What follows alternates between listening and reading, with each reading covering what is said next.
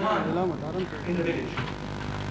But whose voice do we have to listen to most?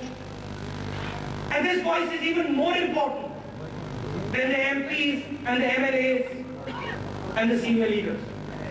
That voice is your voice, the voice of the Congress worker, the person who gives us his blood and his sweat every single day of the year.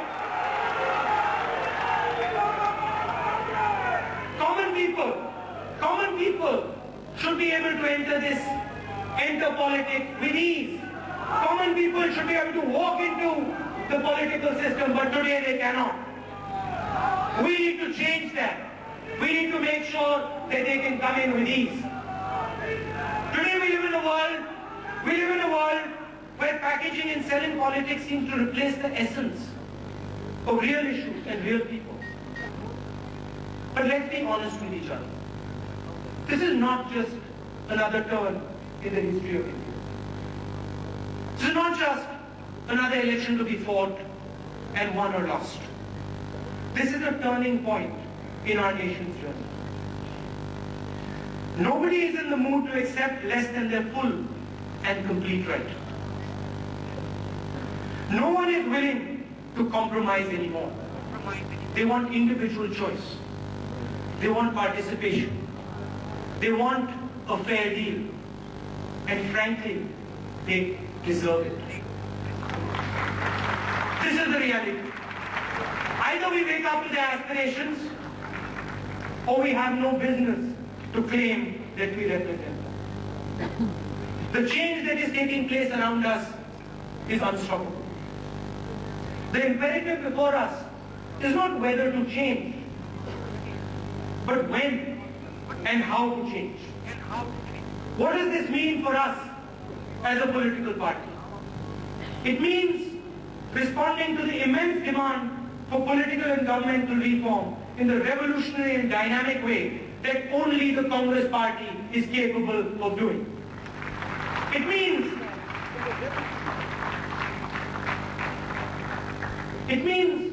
that unlike others, we do not respond by complaining about all that is wrong without articulating clearly what is going to be done about it. We do not respond by proposing oversimplified non-solutions. We do not respond by subverting democratic institutions and blocking parliament sessions year after year, day after day. We do not respond by turning people against one another. We do not respond by lighting the fires of communal hatred. No, we do not respond by proposing either that the structures of democracy be handed over to one man or that they be viciously destroyed. The Congress Party responds through peaceful, democratic and constitutional means. We respond from the soul of the values that built this great nation. It is interesting to see that the response of the opposition to all this democracy is to go in the exact opposite direction. India and the Congress Party are going there, and the opposition is going there. People demand honest and efficient government. We respond. People demand honest and efficient governance. We respond by getting the Lokpal Act passed. Everybody made a tamasha about it. Everybody spoke about it. Who passed it? Who passed it? The Congress Party passed it. And we don't stop there. We did not stop there. We gave you the RTI. We gave you the Lokpal bill. And now we want to give you something else. We have 6 bills in Parliament. The opposition has stalled Parliament for year after year. We want to give this country those bills. These bills are going to transform the fight against corruption. And the Congress Party should stand behind these bills and ensure that the opposition does not stall the passage of these bills in Parliament. If these bills are implemented in spirit, dishonesty will be punished, and honest officials and officers will be protected. People demand greater incomes and greater prosperity. We respond by enforcing a minimum wage and giving them the highest growth rate in the history of this country. It's easy to pretend that all this is just a matter of passing orders. It's easy to pretend that this doesn't take time. It takes time. It takes sustained commitment. Real change is structural.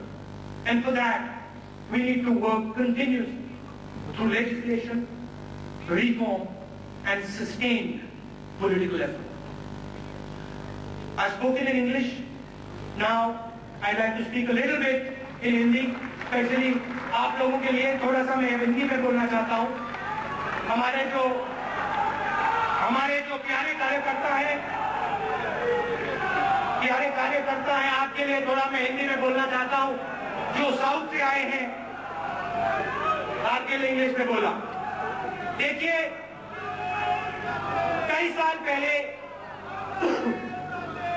पहले राजीव जी ने, और यहाँ जो हमारे बुजुर्ग कार्यकर्ता बैठे हैं, जो दिख रहे हैं, आपने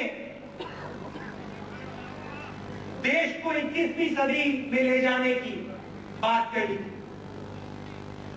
और उसकी नींव आपने रखी। अब वही राजीव जी ने रखी थी और आपने रखी।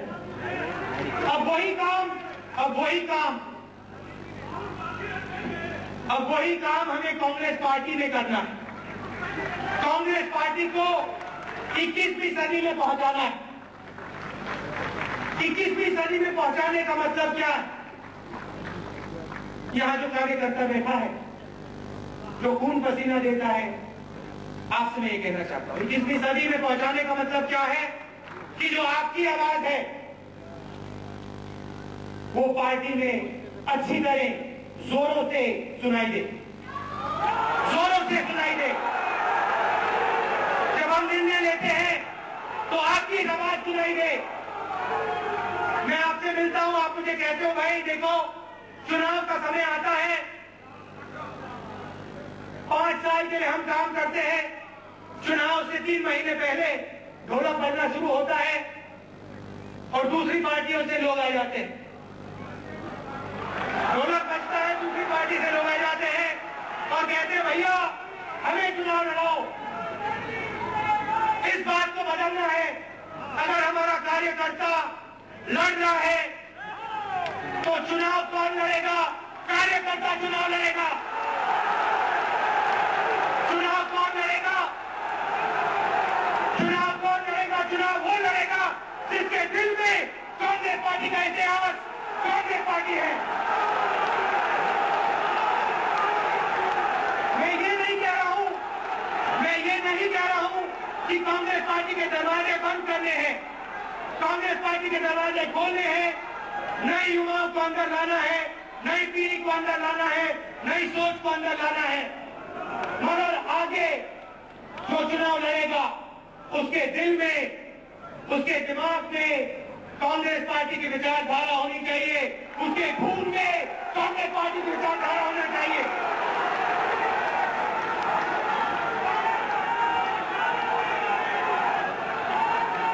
सरकार चलाते हैं। जब भी मैं जाता हूं, प्रदेशों में जाता हूं, कार्यकर्ता हमें कहता है देखिए राहुल जी, हमारी सरकार है, मगर जिस प्रकार से हमारी सुनवाई होनी चाहिए वो नहीं हो रही है। 21वीं सदी की पार्टी का मतलब कार्यकर्ता की सरकार में सुनवाई होगी।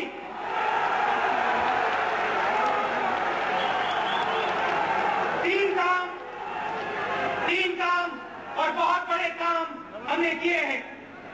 मैं इसके बारे में आपको बताना चाहता हूं। ये शुरुआत है। 3 काम हमने किए।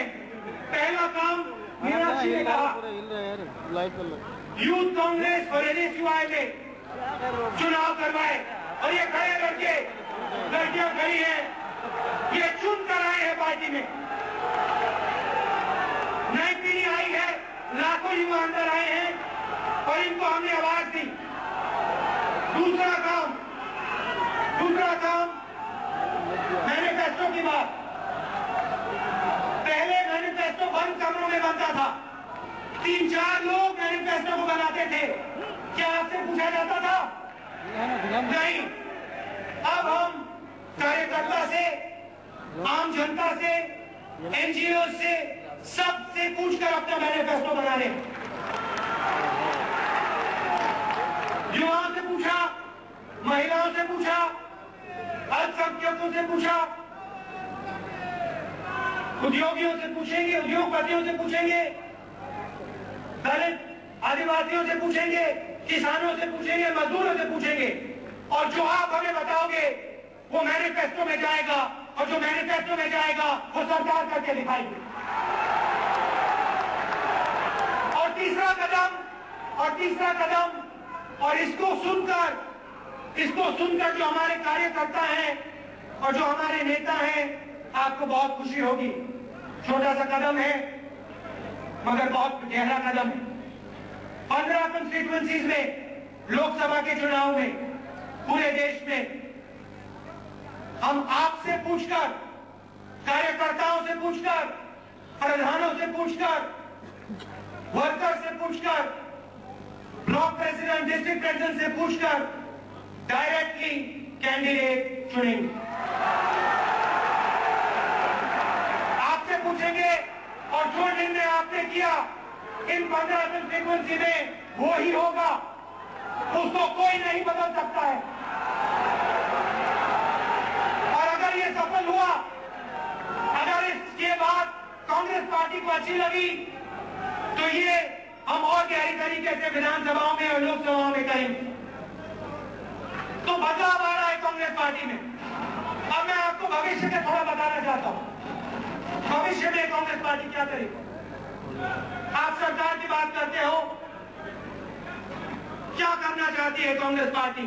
कांग्रेस पार्टी के दिल में अब क्या है, मैं आपको बताना चाहता हूं। पिछले 10 सालों में गरीबों की लड़ाई लड़े हो, इस बात को आप मानते हो?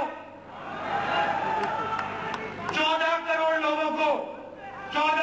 लोगों को हम गरीबी रेखा से निकाल कर लाए, खड़ा कर दिया हमने इनको, 14 करोड़ लोगों को। ये इतिहास में पहले कभी नहीं हुआ है। और अब एक नया वर्ग तैयार हुआ है, वो वर्ग जो गरीबी रेखा के ऊपर है और मिडिल क्लास के नीचे 70 करोड़ लोग। ये कौन है? ये वो लोग हैं जिनके घर में अगर कोई बीमार हो जाता है तो ये एक बार फिर गरीबी रेखा के नीचे चले जाते हैं।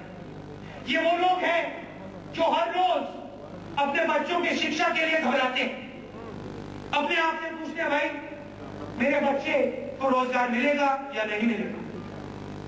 ये वो लोग हैं जो इस देश को बनाते हैं, जो इस देश को खड़ा करते हैं, जो इस देश को चलाते हैं। मिस्त्री लोग, पेंटर, सिक्योरिटी गार्ड, वो व्यक्ति जिसने इसको खड़ा किया, जो इस देश को चलाते हैं और जो मिडिल क्लास और गरीबी रेखा के बीच में है। अब आप अच्छी तरह सुन लो, कांग्रेस पार्टी आपकी लड़ाई लड़ने वाली है, आपके साथ खड़ी होगी। और हम क्या करेंगे सुन लो, अगले 5 साल में हम आपको मिडिल क्लास में डाल के दिखाएंगे। कैसे काम करेंगे? 3 चीजों पे फोकस होगा। आपके बच्चों की शिक्षा पे। आज हमारे शिक्षा का सिस्टम बंद है, जैसे पहले टेलीकॉम का सिस्टम हुआ करता था, बंद पड़ा हुआ है। चुने हुए लोग इसमें जा सकते हैं, बड़े बड़े लोग इसमें जा सकते हैं, मगर मिस्त्री का बेटा, बढ़ाई का बेटा नहीं जा सकता है। हम इस सिस्टम को खोलेंगे, जैसे हमने टेलीकॉम के सिस्टम को खोला, जैसे हमने पीसीओ लगाया, वैसे हम इस सिस्टम को खोलेंगे और आपको इस सिस्टम के अंदर लाएंगे। दूसरी बात, आज जब आप ऊपर देखते हो, आपके सर के ऊपर या छत नहीं है या कमजोर छत है, हम आपके सर के ऊपर एक मजबूत छत डालेंगे।